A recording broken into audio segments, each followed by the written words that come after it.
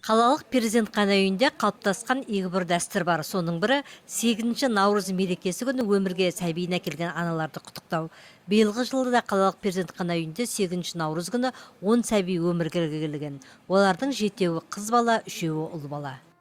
Ну, сегодня у нас на данный момент времени, а время только 12 часов у нас. Бүгінгі мереке күні қалалық перзентхана үйінде сағат 12-ге дейін 6 сәби өмірге келді. Олардың 4-еуі қыз болса, 2-еуі ер бала.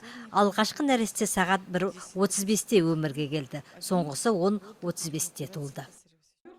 Перзентхана үйінде 8 наурыз күні алғашқы сәби сағат 1:35-те өмірге келіпті. Бұл Анастасия Кадочникованың 2-ші қыз баласын өмірге әкелген. Қуаныштан аны қала әкімінің орынбасары Ғалымжан Спапековті құттықтап, перзентхананың тұрақты демеушілері арнайы сыйлықтарын табыс етті. Уважаемая Валентина, позвольте вас поздравить всей души от имени Акима города Темиртау. В честь Международного женского дня на свет появился у вас очередной ребенок, очередная девочка.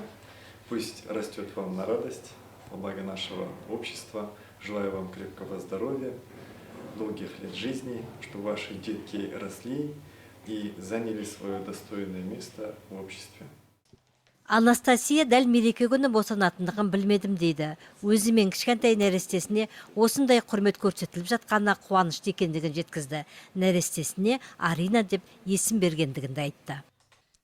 Мен перзентхана үйінің барлық дәрігерлеріне үлкен алғысымды білдіремін. Олардың көмегі үшін, мені түсінгені үшін, біздің отбасымызға осындай үлкен қуаныш сыйлағаны үшін ризашылығымды білдіремін. Көктемнің жарқын мерекесі күні өмірге 2-ші сәбиін әкелген жас ананың бірі Фариза Алпысбаева болды. Дәрігерлер оның баласын кесіп алды.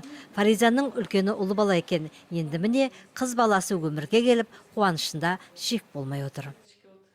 8 март мерекелерімен құттықтаймын бәрін. Сәбилерге де тоже құттықтаймын 8 март босанып атқандарға. Мереке күні Анар Сайлаубаева 5-ші сәбиін босанды. Бұған дейін 3 қыз, 1 ұлдың анасы тағы бір қыз баласын өмірге әкелді.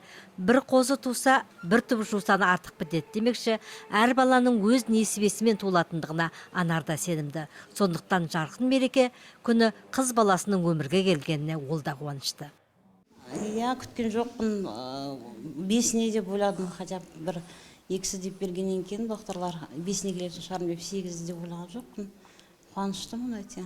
Тем более қыз болғаннан кейін, қыз баласы болғаннан кейін бір жағынан уайымдадық. Ұл болып қалса, еще 8 наурыз мерекесіне қалай болады екен деп қыз бала болып шықты. Жалпы 8 наурыз күні қалалық перзентхана үйінде 10 сәби өмірге келген. Сәуле Аманжолованың айтуынша, жылда халықаралық әйелдер мейрамында бұл құттықтанада орташа 10-12 нәресте өмірге келеді екен. Биыл да сол дәстүр жалғасын тауып отыр. Барша қыз келіншектерді көктемнің жарқын мейрамымен шын жүректен құттықтаймын. Бұл ерекше мейрам. Жылда осы күні өмірге сәбиге әкелген аналарға зор құрмет көрсетеміз. Мен барлық аналарға денсаулық, отбасыларына амандық тілеймін.